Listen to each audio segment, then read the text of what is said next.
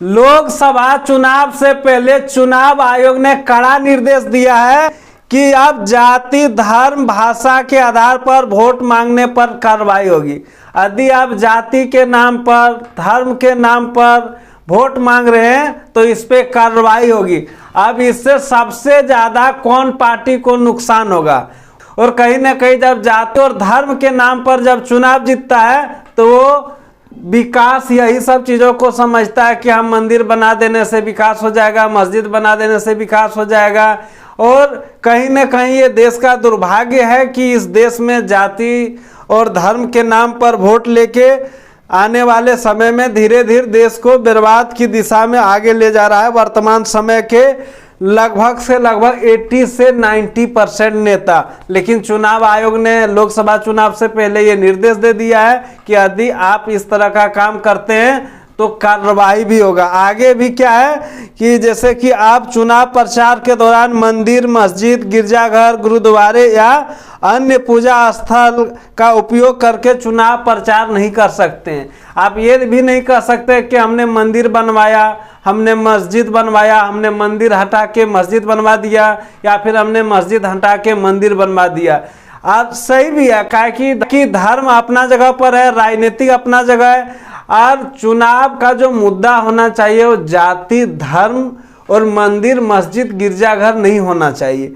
चुनाव का जो मुद्दा है वो ये होना चाहिए, शिक्षा मुद्दा होना चाहिए कि आप हमें वोट दो, हम आपके लिए अच्छी स्वास्थ्य व्यवस्था करेंगे। आप हमको वोट दो, हम आपके बच्चों के लिए अच्छा स्कूल खोलेंगे, अच्छा व्यवस्था करेंगे जिसमें आपका बच्चा पढ़ लिख कर IAS, IPS, इंजीनियर, डॉक्टर, बुद्धिमान बनेगा। ऐसा नहीं है कि आप चुनाव आया आप बोलना स्टार्ट कर दिए कि आप देखिए आपका जाति में इतना % आबादी रह गया है, आपका जाति को लगातार प्रताड़ित कर रहा है।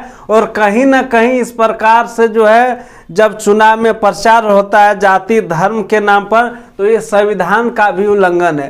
क्योंकि संविधान में साफ साफ कहा है कि जाति, धर्म, लिंग, जन्म स्थान के आधार पर भेदभाव नहीं करना है। फिर ये खुलेआम रैली में, बड़ा बड़ा सभा में जाति धर्म के नाम पे क्यों प्रचार होता है, क्यों वोट मांगा जा रहा है?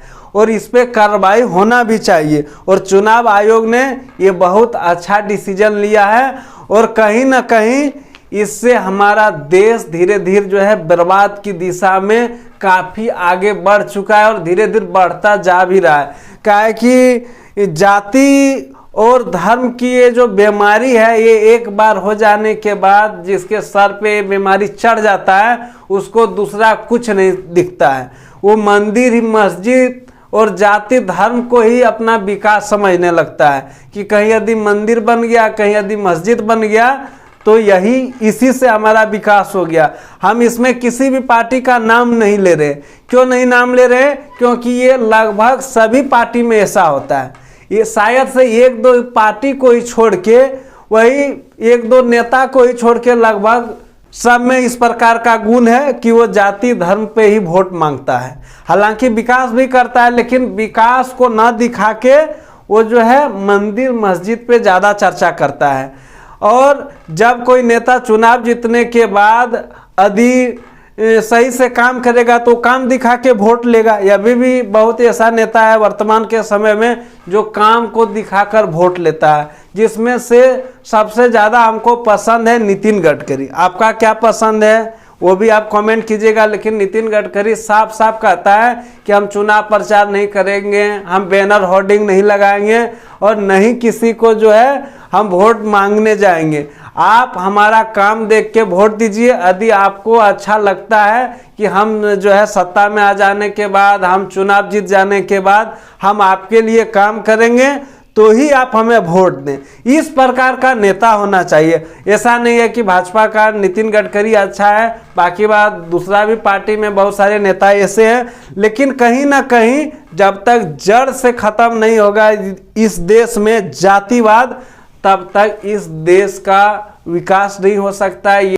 और हम लोगों को भी सोचना चाहिए कि जब हम वोट देने के लिए जा रहे हैं तो हम लोग का मुद्दा क्या होना चाहिए, हम लोग क्या सोच के वोट दे रहे हैं। आप ऐसा नहीं है कि आप वोट दे रहे हैं बार बार मौका मिल रहा है आपको वोट देने का। आप एक बार वोट दे देने के बाद 5 साल तक आप फिर वोट नहीं दे सकते हैं, और आप जिसको वोट दे रहे हैं उसको 5 साल के लिए सौंप रहे हैं। यदि आप लोकसभा का वोट दे रहे हैं, इसका मतलब आप 5 साल तक देश का फ्यूचर किसी के हाथों में सौंप रहे हैं। इसीलिए सोच समझ के वोट दें। ऐसा नहीं है कि जब आप वोट देने जाएं तो जाति धर्म आपका मुद्दा हो। राज्य के वर्तमान दशा और दिशा को देख के वोट दें कि कौन हमारे राज्य में विकास कर सकता है, कौन हमें स्वास्थ्य सुविधा दे सकता है, कौन हमें अच्छी शिक्षा दे सकता है, कौन हमारे बच्चों के फ्यूचर के लिए काम करेगा। ये सब मुद्दा लेके वोट दें। और वर्तमान समय में जाति धर्म का मुद्दा पे जो वोट पड़ता है, और लोकसभा और विधानसभा में, और जो पंचायत चुनाव होता है उसमें दारू और मुर्गा के नाम पे वोट होता है। इसीलिए इस पे भी चुनाव आयोग को जो है सोचने की जरूरत है, और कम से कम जो चुनाव पीरियड होता है उसमें दारू और मुर्गा की दुकान को जो है बंद कर देना चाहिए। इससे क्या होगा, जो ईमानदार नेता होगा वही चुनाव जीत पाएगा, दूसरा कोई चुनाव नहीं जीत पाएगा। काहे कि मुर्गा और दारू के नाम पे जो है वोट दे देता है। और सबसे ज्यादा वर्तमान समय में यदि भ्रष्टाचार कहीं होता है तो पंचायत स्तर पे होता है। यदि प्रधानमंत्री चाहेगा कि हमको देश स्मार्ट बनाना है, यदि हमको देश को जो है भ्रष्टाचार से मुक्त करना है, तो उसको काफी समय लग जाएगा और वो सक्सेस भी नहीं हो पाएगा 100%। लेकिन यदि एक मुखिया चाहेगा कि हम अपना पंचायत को भ्रष्टाचार से मुक्त करें, यदि हम अपने पंचायत को डेवलप करें, विकसित करें, स्मार्ट पंचायत बनाएं, तो उसको बनाने में जो ये 5 साल का समय रहता है तो वो 2 साल में बना देगा।